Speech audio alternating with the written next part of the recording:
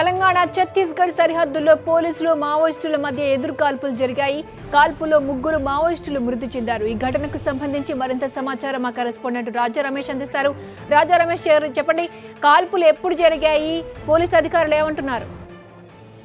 క్రాంతి ఖమ్మం ఛత్తీస్గఢ్ సరిహద్దులో ఉన్న వాజేడు మండలంలోని మర్రిమాడు అటవీ ప్రాంతంలో మధ్యాహ్నం మావోయిస్టులకు పోలీసులకు మధ్య ఎదురు కాల్పులు జరిగాయి. ఈ కాల్పుల్లో మావోయిస్ట్ పార్టీకి సంబంధించిన 3 మృతి చెందడం జరిగింది. వీరందరూ కూడా వెంకటాపురం స్క్వాడ్ కి చెందిన వారిగా భావిస్తున్నారు. అటు ఈ ప్రాంతంలో కిరణ్ నాయకత్వంలో మావోయిస్టు దళాలు ఛత్తీస్గఢ్ కేంద్రంగా చేసుకుని సంచరిస్తూ ఉన్నాయి. ఈ నేపథ్యంలో కోంబింగ్ లో భాగంగా మధ్యాహ్నం వెళ్లిన యాంటీ నక్సల్ స్క్వాడ్ గ్రహాండ్ బృందాలకు మావోయిస్టులు ఎదురుపడటం జరిగింది. దీంతో పరస్పరం కాల్పులు జరిగాయి. ఈ కాల్పుల్లో 3 మావోయిస్టులు మృతి చెందారు. మృతి చెందిన వారు 3 కూడా ఛత్తీస్గఢ్ కి చెందిన వారుగా భావిస్తున్నారు. ఇటు వారికి సంబంధించిన వివరాలు ఇంకా రావాల్సి ఉంది.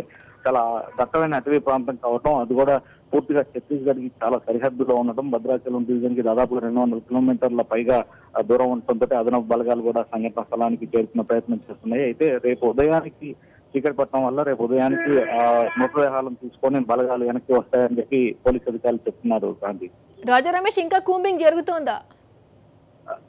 క్రాంతి, ఈ ప్రాంతంలో దాదాపుగా అంటే ఆంధ్ర ఛత్తీస్గఢ్ సరిహద్దు ప్రాంతం అంతా కూడా చాలా రెడ్ అలర్ట్ ప్రకటించిన ప్రాంతం. ఈ ప్రాంతంలో ఛత్తీస్గఢ్ సరిహద్దుల్లో పూర్తిగా మావోయిస్టు ప్రాబల్య గ్రామాలు అనేకం ఉన్నాయి. భూమికాల్ మిలిషియాకు సంబంధించిన స్థావరాలు కూడా అధిక శాతం ఇక్కడ ఉండటం వల్ల ఈ ప్రాంతంలో ఇటు ఖమ్మం జిల్లాకు సంబంధించిన గ్రే హ్యాండ్స్ అలాగే యాంటీ నక్సల్ బృందాలు ఎప్పుడు కూడా అనునిత్యం కూమింగ్ జరుగుతూ ఉంటాయి. కూమింగ్ జరగడం అనేది ఇక్కడ సర్వసాధారణం. అయితే ఈ ప్రాంతంలో ఈ మధ్య కిరణ్ నాయకత్వంలో దళ సంచారం జరుగుతుందన్న సమాచారంతో ఈ రోజు కూమింగ్ జరుగుతున్న నేపథ్యంలో దళం ఎదుర్కోవడంతో ఒకసారి కాల్పులు జరిగినట్టుగా పోలీసు అధికారులు చెప్తున్నారు. క్రాంతి, ఓకే రాజా రమేష్.